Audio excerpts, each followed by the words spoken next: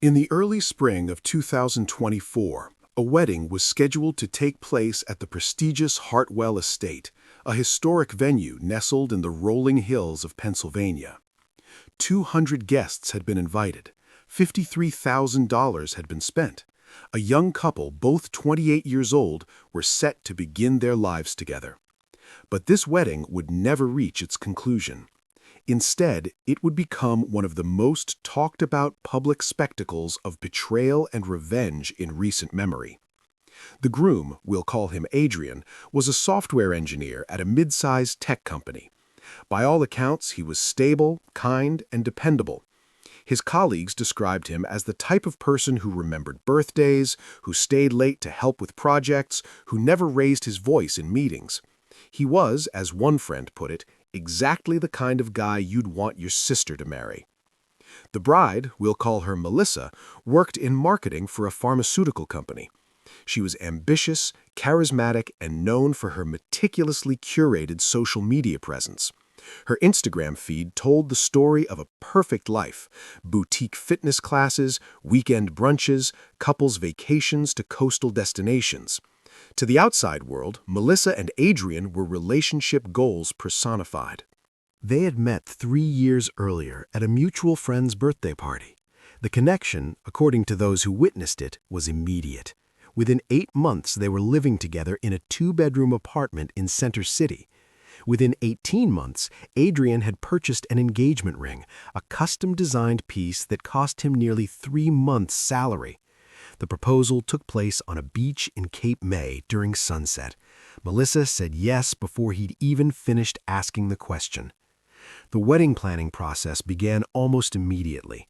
Melissa took charge, as she took charge of most things in their relationship. She selected the venue, chose the color scheme, dusty rose and sage green, and created detailed spreadsheets tracking every element from centerpieces to cocktail napkins. Adrian supported her choices, contributed his opinions when asked, and wrote checks when necessary. To their friends and family, they seemed perfectly balanced. She was the planner, he was the supporter. It worked.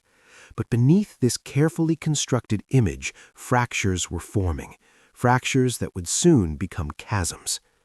Among Melissa's friend group was a man named Cole. Cole was her ex-boyfriend from college, a relationship that had lasted 2 years before ending, according to Melissa, amicably. She and Cole had remained friends, she insisted. They ran in the same social circles, they attended the same parties. There was nothing unusual about maintaining a friendship with an ex, she told Adrian. It was mature, it was healthy. It meant the relationship had ended without bitterness. Adrian accepted this explanation because he trusted Melissa.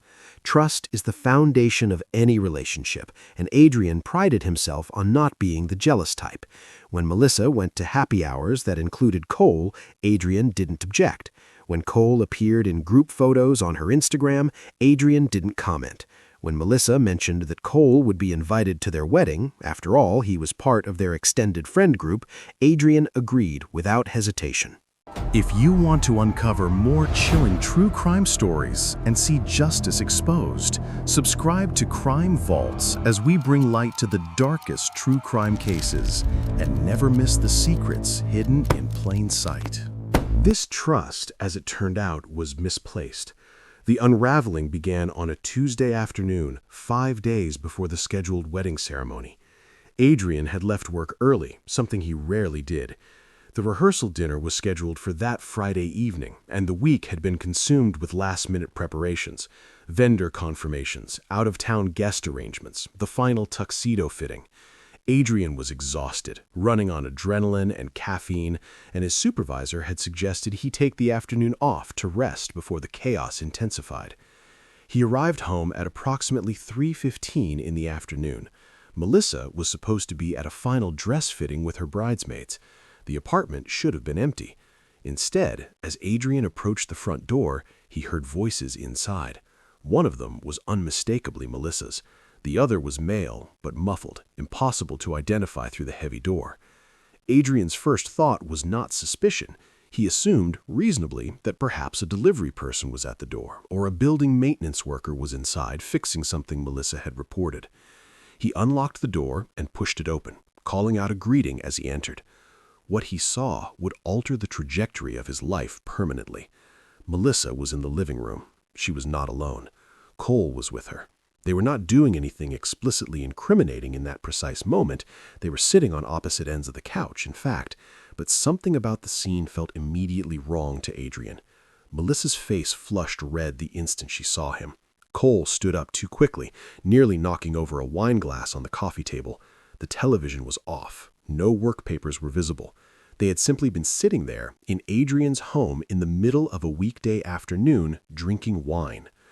Melissa recovered first. She laughed, a forced sound, and asked why Adrian was home so early. Her tone was casual, but her body language betrayed her. She wouldn't meet his eyes. She kept glancing at Cole, then back at Adrian, as if calculating something. Cole mumbled a greeting and said he should probably go. Melissa didn't disagree. Adrian stood in his own doorway, briefcase still in hand, trying to process what he was witnessing. The rational part of his brain insisted there might be an innocent explanation. Friends visited friends at home. Wine in the afternoon wasn't inherently suspicious, but instinct, that primal reptilian part of the brain that recognizes danger before conscious thought can catch up, was screaming at him that something was very, very wrong. He asked, simply, what was going on. Melissa said Cole had stopped by to drop off a wedding gift early, and they'd gotten to talking, so she'd offered him a glass of wine. It was a plausible story, almost believable, except Adrian knew, with sudden certainty, that it was a lie. He couldn't have explained how he knew. He just knew. Cole left quickly after that, muttering something about traffic and needing to get back to work. Melissa walked him to the door. Adrian heard them exchange a few whispered words in the hallway, too quiet to distinguish.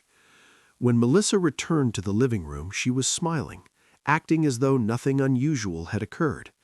She asked Adrian about his day. She mentioned something about dinner plans. She was performing normalcy, and the performance was almost convincing. Almost. Adrian didn't confront her directly that evening. He didn't have proof of anything beyond an uncomfortable feeling. Instead, he filed the incident away in his mind and watched. Over the next 24 hours, he paid attention to things he'd previously ignored. The way Melissa's phone was always face down on tables. The way she took certain calls in the other room. The way she'd been vague about her schedule lately, mentioning appointments and meetings that seemed to shift and change without clear explanation. By Wednesday evening, the discomfort had grown into suspicion. Suspicion had grown into determination. Adrian needed to know the truth. The opportunity came that night. Melissa took a shower after dinner, leaving her phone charging on the kitchen counter. She'd been careless, or perhaps she'd never imagined Adrian would violate her privacy by looking. For 3 years, he never had, but circumstances had changed. Trust, once broken, changes the rules of engagement. Adrian picked up the phone. He knew her passcode. They'd never kept that secret from each other. What he found in the next 10 minutes would shatter everything he thought he knew about his relationship, his fiancée, and his future. The text messages between Melissa and Cole went back 8 weeks. 8 weeks of increasingly intimate conversations. It had started innocuously enough, friendly exchanges about weekend plans, jokes about mutual acquaintances. But within 2 weeks, the tone had shifted. Compliments became flirtations. Flirtations became innuendos. Innuendos became explicit. Adrian read messages where Melissa called Cole the one that got away. He read messages where she complained about feeling trapped by the upcoming wedding. He read messages where Cole asked if she was sure about marrying Adrian, and Melissa responded that she loved Adrian but wasn't in love with him the way she'd been with Cole. He read messages coordinating secret meetings, lunch dates when she told Adrian she was working through lunch, evening drinks when she'd claims to be at yoga class. And then he found the message that would serve as the catalyst for everything that followed. It was from 3 days earlier, the day before Adrian had come home early. Cole had written, "Hotel tomorrow, one last time before you're locked down forever?" Melissa's response came 6 minutes later. Riverside, room 412, 2 o'clock. Don't be late. Adrian felt the blood drain from his face. His hands began to shake. The phone nearly slipped from his grasp. He heard the shower shut off in the bathroom. Melissa would emerge in minutes. He had to decide right then what to do with this information. He did the only thing that made sense in that moment. He took screenshots. Every single incriminating message. He sent them to his own phone, then deleted the sent messages from Melissa's device so she wouldn't know what he discovered. Then he placed her phone exactly where she'd left it, returned to the couch, and waited for her to come out of the bathroom.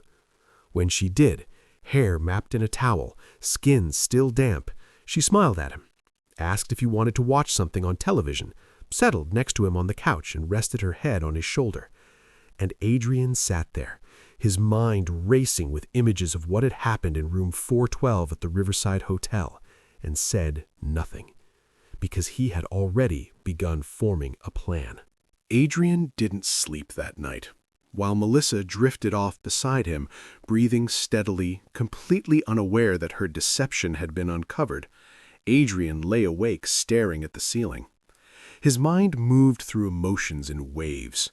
Shock gave way to grief, grief gave way to rage, rage gave way to something colder, more calculated, something that resembled determination. By morning, he had made a decision. He would not confront Melissa. Not yet.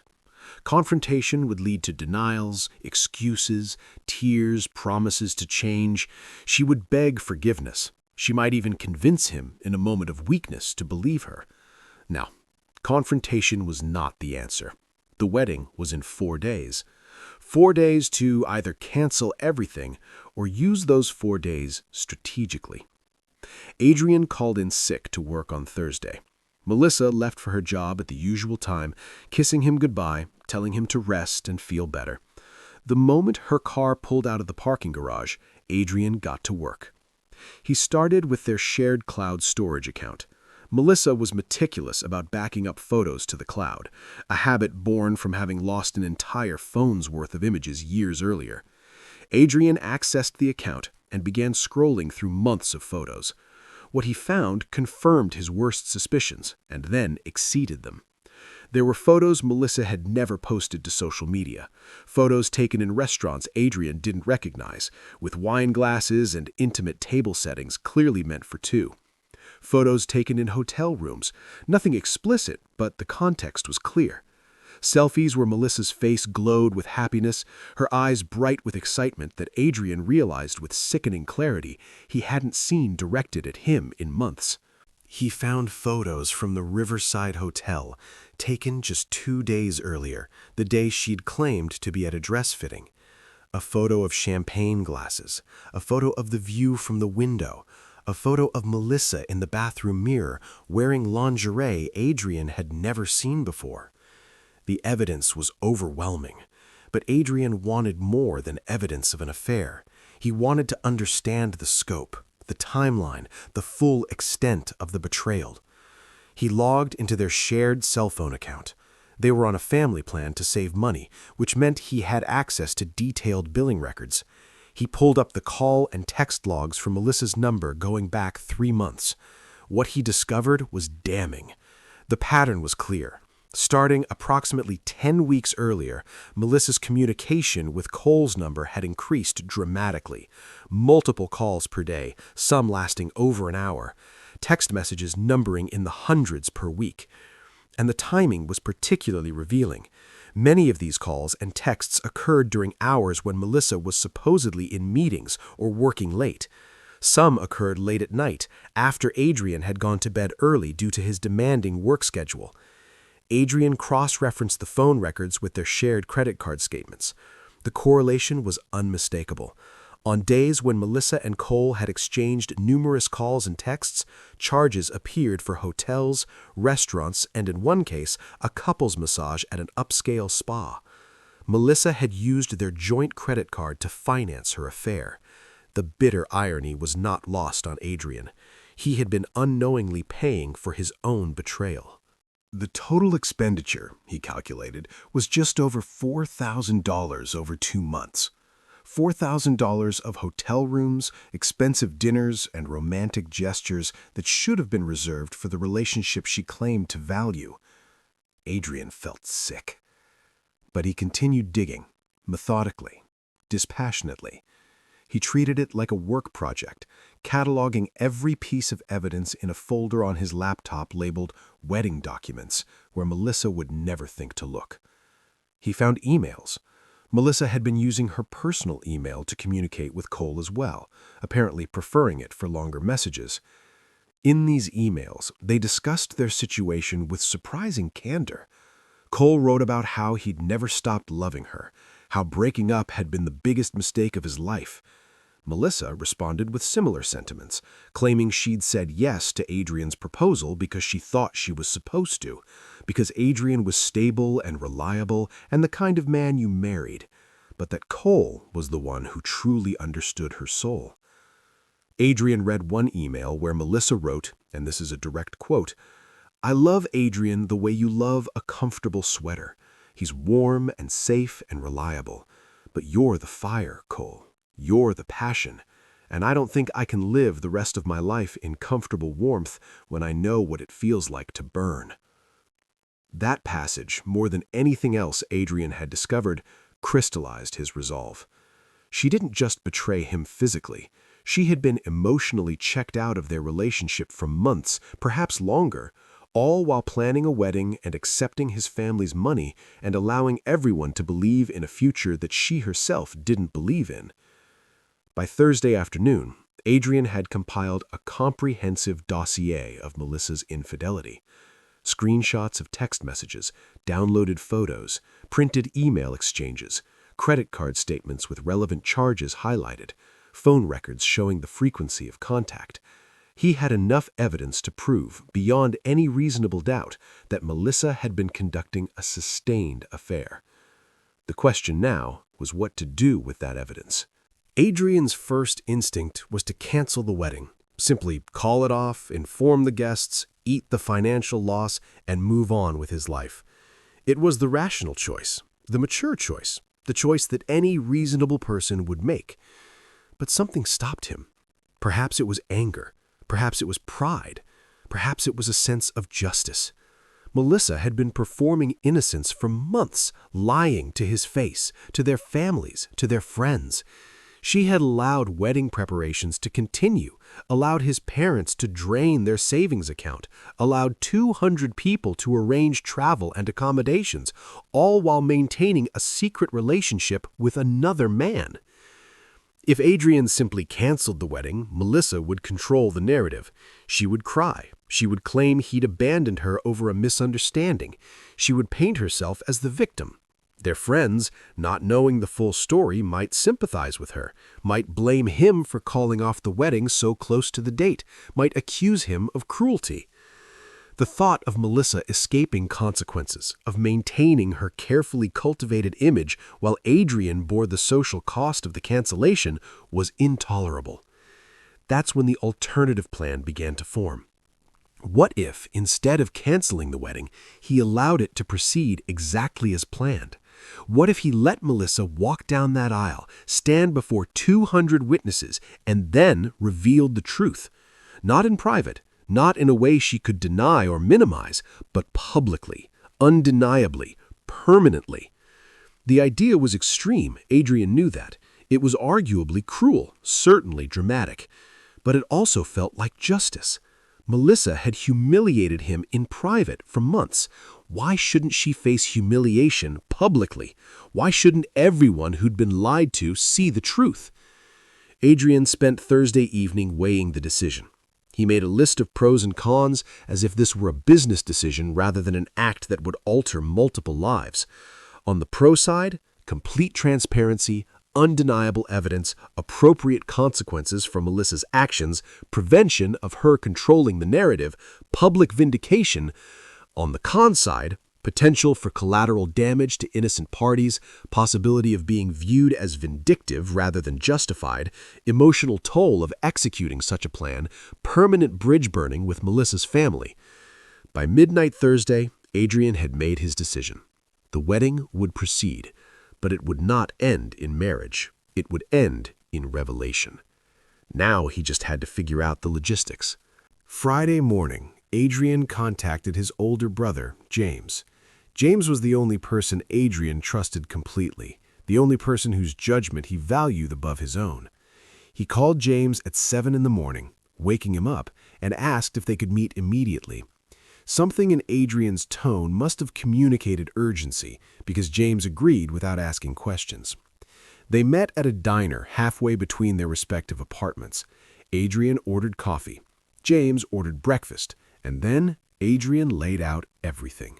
The discovery, the evidence, the affair, the hotel room, the credit card charges, the emails, all of it. James listened without interrupting. When Adrian finally finished, James sat back in the booth, processing. Then he asked the question that would determine everything that followed. He asked, "What do you want to do?" Adrian told him about the plan, about letting the wedding proceed, about revealing the truth publicly, about turning what should have been a celebration into an exposure. James was quiet for a long moment. Then he said something Adrian hadn't expected. He said, "I understand why you want to do this. I even understand the justice in it. But are you prepared for what comes after? Because you won't just be hurting her, you'll be humiliating her in front of everyone she knows, her parents, her grandparents, your parents, friends who traveled across the country. And once you do this, there's no taking it back. You'll be the guy who did this forever." Adrian had considered this. He acknowledged that yes, it was extreme. Yes, it would cause pain to people beyond Melissa. Yes, it would define him in ways he couldn't fully anticipate. But he also believed that the alternative, allowing Melissa to maintain her facade while he quietly absorbed the betrayal, was unacceptable. James thought about it. Then he made a suggestion. He said, "If you're going to do this, do it right. Don't half commit. Make sure the evidence is irrefutable. Make sure you can't be painted as the bad guy. And make sure you're prepared for the aftermath, because it will be significant." With James's cautious support secured, Adrian spent Friday finalizing the details. The rehearsal dinner was that evening. He had to maintain the performance of normalcy for several more hours. But first, he had technical preparations to handle. The Hartwell estate, where the ceremony was scheduled, had a sophisticated audio-visual system. Melissa had insisted on it specifically so they could display a slideshow of photos during the reception. The venue used large projection screens positioned strategically throughout the main hall. Adrian had toured the facility during the planning process and knew exactly how the system operated.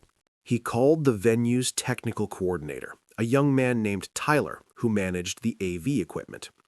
Adrian explained that he wanted to add a surprise element to the ceremony itself, a special video montage that he wanted to play during his vows as a surprise for his bride. It would be deeply personal and emotional, Adrian explained, and he wanted to keep it absolutely confidential. Could Tyler help him set it up without telling anyone, including the wedding coordinator?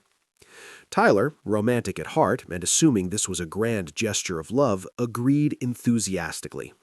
Adrian promised to send over the video file Friday evening and offered an extra $500 in cash for Tyler's discretion and technical support. Tyler accepted. Adrian then spent 3 hours creating the presentation. Not a romantic video montage, obviously, but a carefully constructed evidence display. He organized the screenshots chronologically. He included the most damning text messages. He added the hotel receipts. He embedded the emails where Melissa discussed her true feelings. He set everything to auto-advance on a timer, with each piece of evidence displayed for 15 seconds, long enough to read and comprehend, short enough to maintain momentum. The final presentation was 12 minutes long, 12 minutes of undeniable proof that would play out on screens visible to every person in that ceremony hall. He sent the file to Tyler with instructions: load it into the system, cue it to the remote control Adrian would bring, but don't preview it or show it to anyone. Tyler confirmed receipt and promised complete confidentiality. The technical preparation was complete. Now, Adrian just had to survive the rehearsal dinner without revealing what he knew. The rehearsal dinner took place at an upscale Italian restaurant that Melissa's parents had rented out entirely for the evening. 75 people attended. The wedding party, immediate family members, and close friends who'd traveled in early. The atmosphere was festive. Champagne flowed, toasts were made. Melissa glowed with happiness, holding Adrian's hand, kissing his cheek, playing the role of blissful bride to perfection. Cole was there. Of course he was. He was seated at a table with other college friends of Melissa's, laughing and drinking, completely comfortable. At one point during the evening, Cole raised his glass toward Adrian in a friendly salute. Adrian raised his glass in return, maintaining eye contact, and drank. The irony was exquisite. Tomorrow, that same man would be exposed in front of everyone in this room. Adrian gave a speech during the dinner. It was expected of him as the groom. He stood, glass in hand, and addressed the gathered crowd. He thanked everyone for traveling to be there. He thanked Melissa's parents for their generosity in hosting this dinner. He thanked his own parents for their love and support. And then he looked at Melissa. He said, and these are his exact words as recalled by multiple attendees, "Melissa, when I think about our relationship, I think about trust. I think about honesty. I think about the promises we make to each other every single day, not just the ones we'll make tomorrow at the altar. Marriage is built on truth. Without truth, there's nothing. Tomorrow, everyone in this room will witness us make vows to each other, vows about faithfulness, about loyalty, about forsaking all others. These aren't just words, they're commitments. They're the foundation of everything we're building together. So here's to truth, here's to honesty, here's to knowing exactly who you're marrying." The room applauded. Melissa had tears in her eyes. She stood and hugged him, whispering, "I love you," into his ear. Adrian hugged her back, his face a mask of composure, and thought about room 412 at the Riverside Hotel. The dinner concluded around 10:30. Melissa left with her bridesmaids. Tradition dictated that the bride and groom spend the night before the wedding apart. She kissed Adrian goodbye in the parking lot, told him she'd see him at the altar, and climbed into a car full of giggling friends heading to a nearby hotel for their final night of pre-wedding festivities. Adrian watched the car pull away. Then he went home, alone, and prepared for what would happen in approximately 14 hours.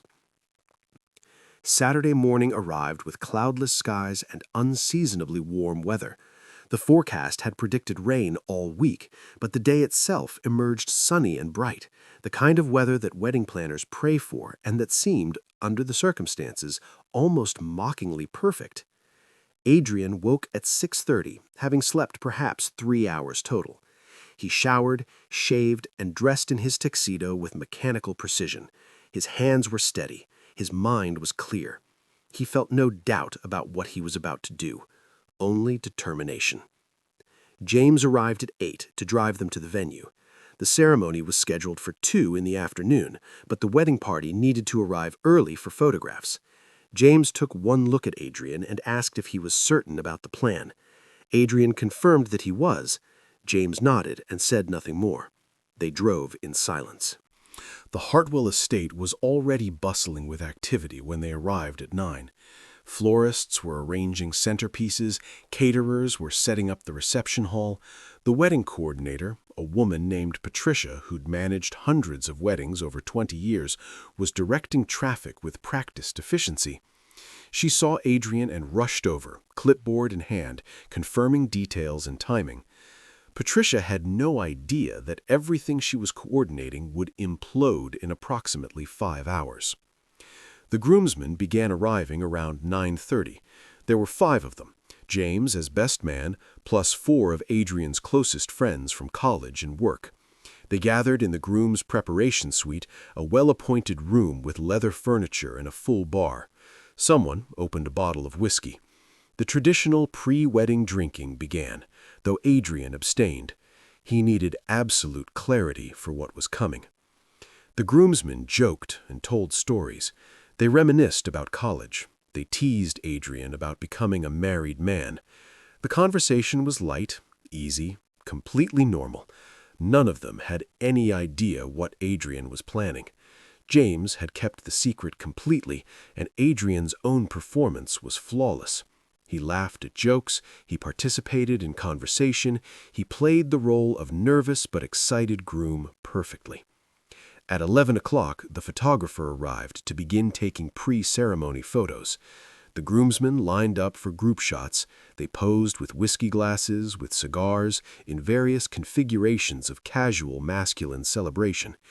Adrian smiled for every photo, knowing that these images would later be viewed with very different context once people understood what had happened. Across the estate, in the bride's preparation suite, Melissa was undergoing her own ritual. Hair and makeup artists worked on her and her bridesmaids. The photographer captured images of them in matching robes, drinking champagne, laughing. Melissa's mother was there, emotional and proud. Her sisters fussed over details. Everything was proceeding exactly as planned, exactly as rehearsed. Melissa had no idea what was waiting for her in 3 hours. At 12:30, Tyler, the AV technician, found Adrian in the groom suite. He pulled him aside discreetly and confirmed that the video file had been loaded into the system and was ready to play. He handed Adrian a small remote control with a single button. "Press it," Tyler explained, and the presentation would begin playing on all 3 projection screens in the ceremony hall. Adrian thanked him, slipped the remote into his jacket pocket, and returned to his groomsmen. Guests began arriving at 1 o'clock. They parked in the estate's expansive lot and made their way to the ceremony hall, a converted barn with soaring ceilings and exposed wooden beams. The space had been transformed with thousands of dollars worth of flowers, roses, peonies, and hydrangeas in Melissa's chosen colors of dusty rose and sage green. White chairs were arranged in neat rows facing an altar area decorated with an elaborate floral arch. The projection screens flanked the altar on both sides, and one hung from the ceiling above, positioned perfectly for the slideshow that was supposed to display during the reception. The screens would be put to very different use. Among the arriving guests was Cole. He wore a navy suit and arrived alone, as he was not bringing a date. He found his assigned seat in the 4th row and settled in, checking his phone, completely relaxed. He had, after all, spent time with Melissa just 2 days earlier in room 412 at the Riverside Hotel. Perhaps he felt smug. Perhaps he felt conflicted.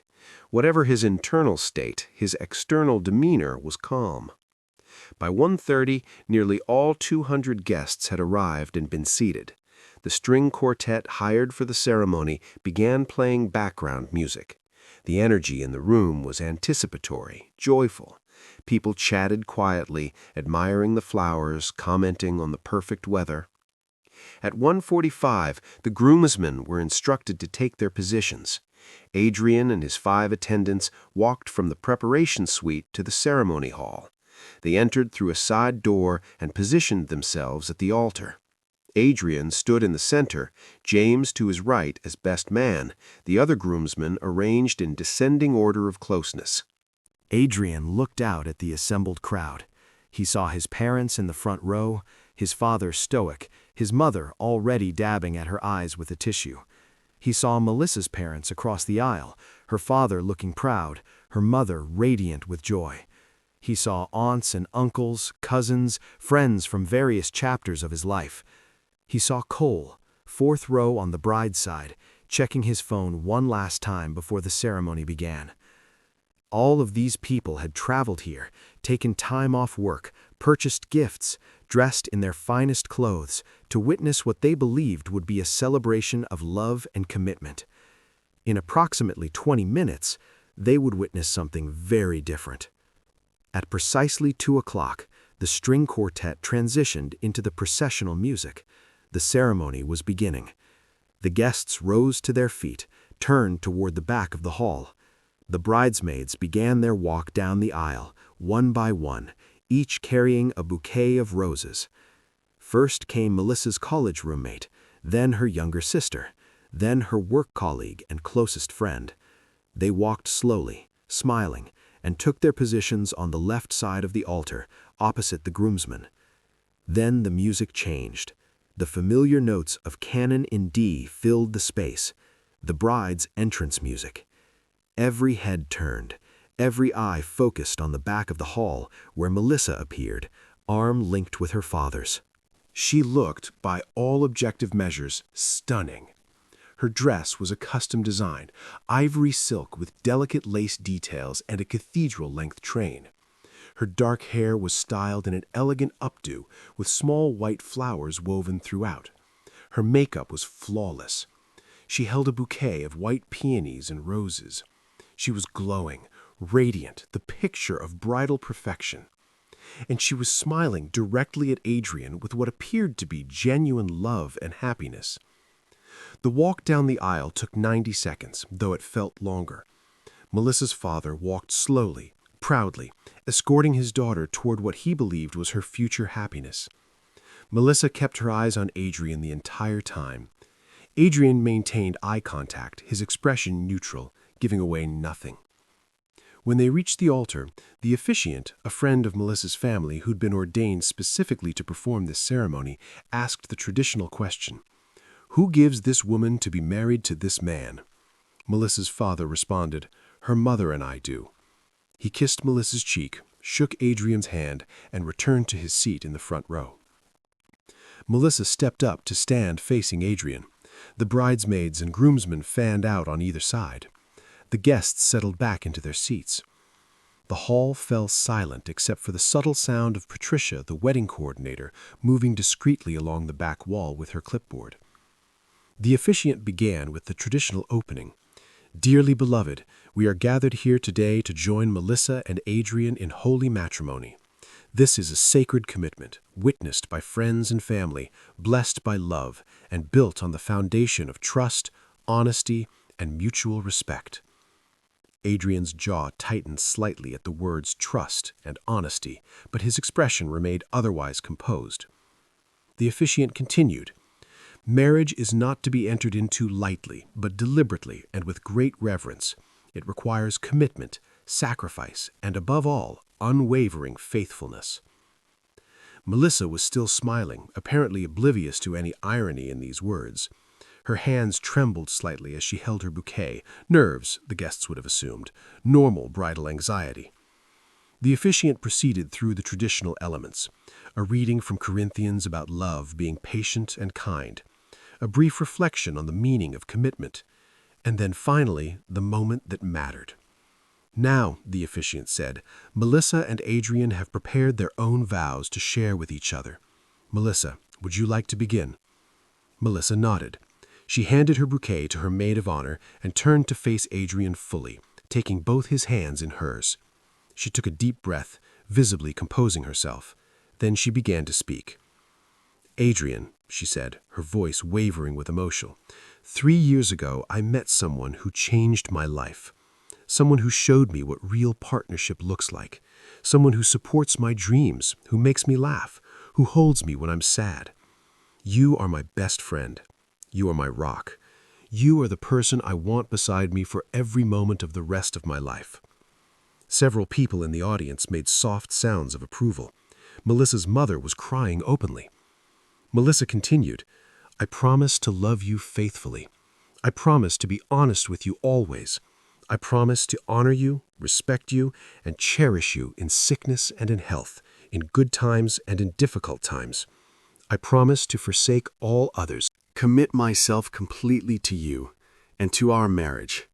You are my forever, Adrian, today and always." The guests were rapt. It was a beautiful vow, delivered with apparent sincerity. Melissa's eyes were glistening with tears. She squeezed Adrian's hands. Adrian looked at her. His expression was unreadable. Then he glanced to his right, caught James's eye. James gave the slightest nod. A final confirmation, a last chance to back out. Adrian reached into his jacket pocket. The officiant, unaware of what was about to unfold, said, "Those were beautiful vows, Melissa. Adrian, would you now like to share yours?" Adrian withdrew his hand from his pocket. In it was the remote control Tyler had given him. Melissa's eyes flicked down to it, confused. The device was small, black, innocuous. She had no idea what it was for. Adrian turned slightly to address not just Melissa, but the entire assembled crowd.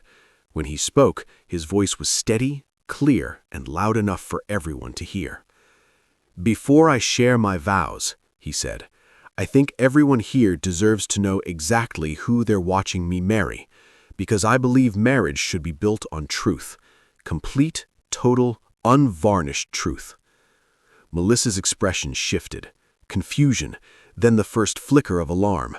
Her hands, still holding Adrian's, tightened. "Adrian," she whispered, "what are you—" He pressed the button on the remote. The 3 projection screens in the hall illuminated simultaneously. The guests' attention shifted immediately to the screens. What they saw was text messages, large, blown-up screenshots of text message exchanges.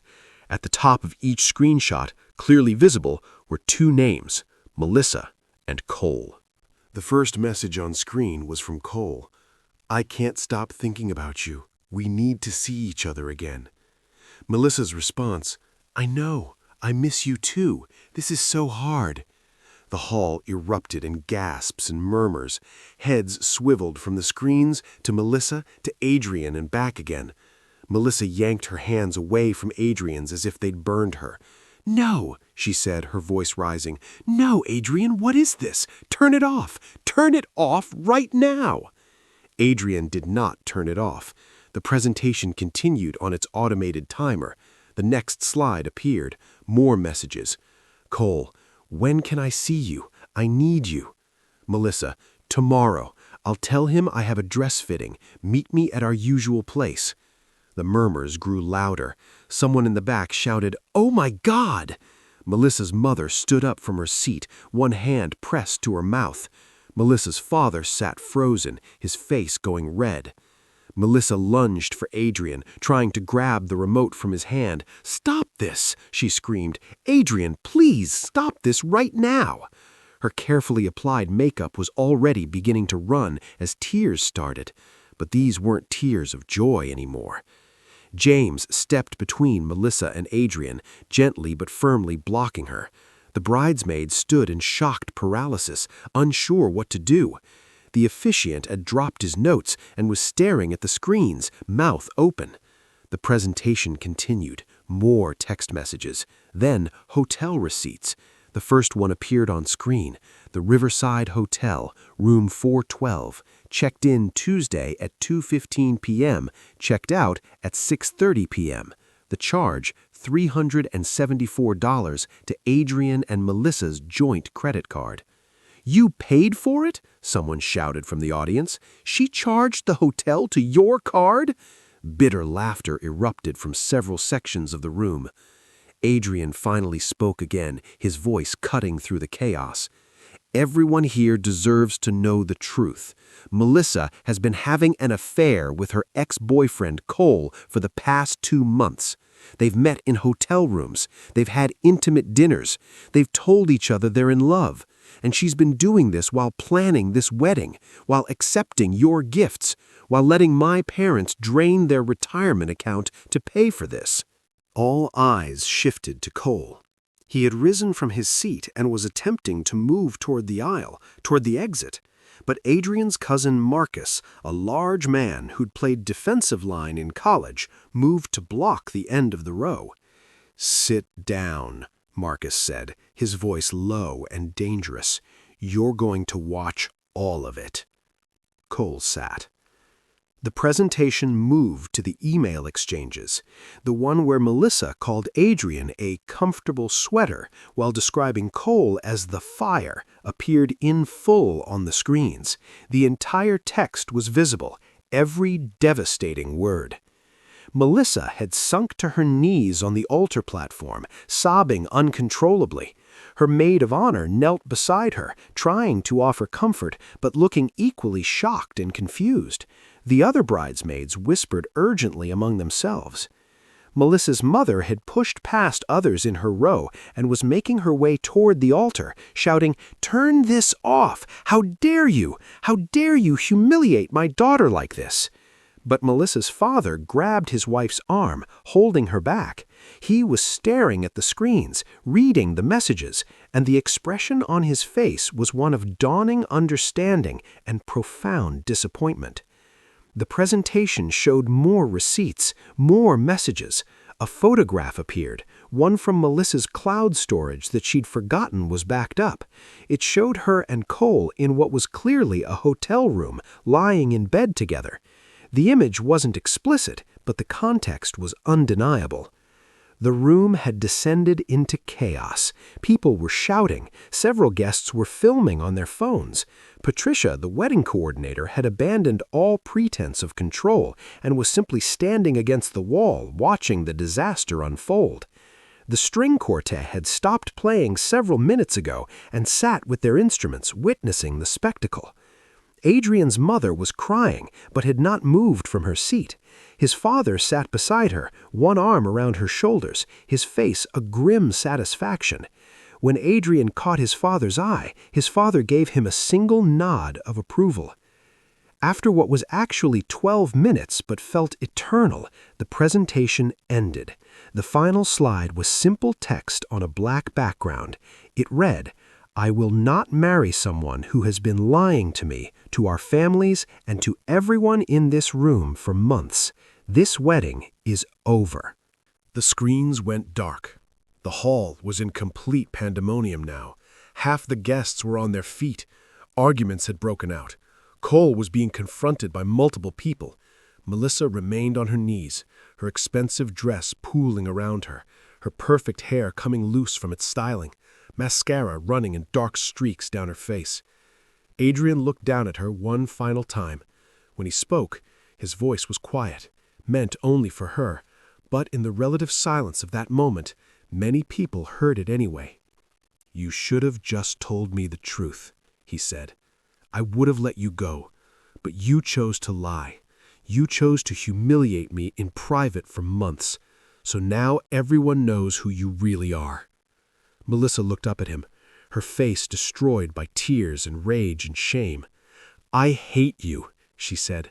"I will hate you for the rest of my life for doing this." Adrian removed the boutonniere from his lapel, a white rose that matched Melissa's bouquet, and dropped it on the ground beside her. "That's fair," he said. Then he turned to James. "Let's go."